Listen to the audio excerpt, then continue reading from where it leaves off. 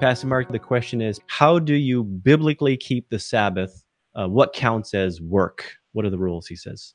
Oh, well, I think one must look at the Sabbath as a day that God has given to us as a day of rest, as a day to recreate our bodies and minds, as a day to know Him better.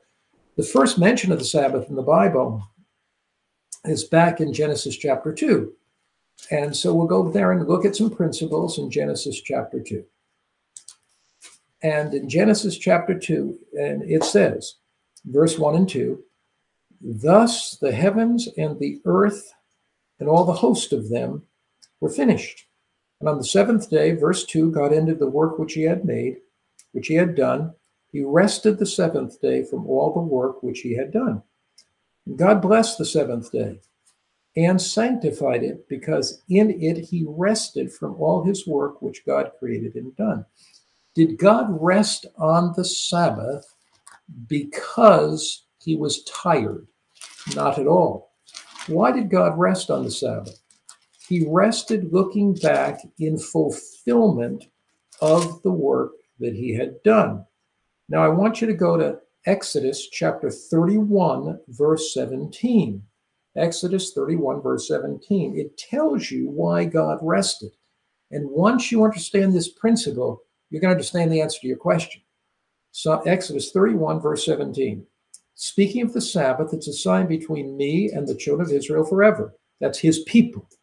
For in 6 days the Lord made heaven and earth, and the seventh day He rested. Now, what's the rest of that? And was refreshed.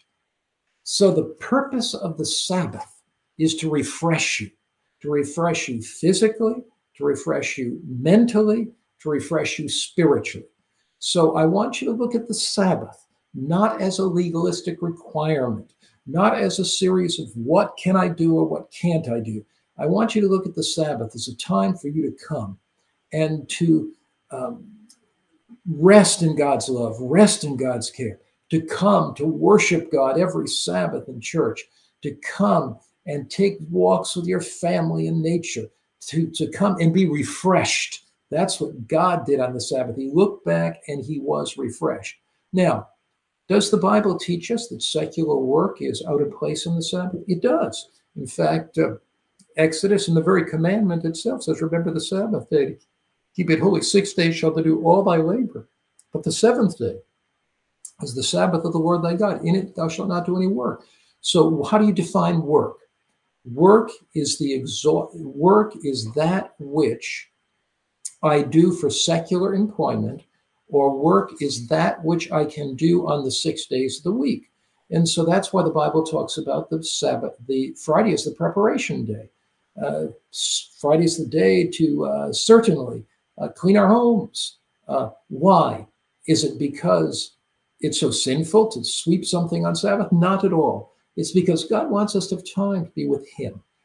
Sabbath is a day of love that God has given us. He wants us to have time to worship Him. He wants us to have time to spend with our families. So Sabbath is like a palace in time. Every Sabbath, the palace descends from heaven to earth. And God says, come, fellowship with me, fellowship with your family. The Sabbath, God gives us guardrails to protect that day so that we can enter into a little slice of eternity. All right. Thank you, Pastor Mark, for that.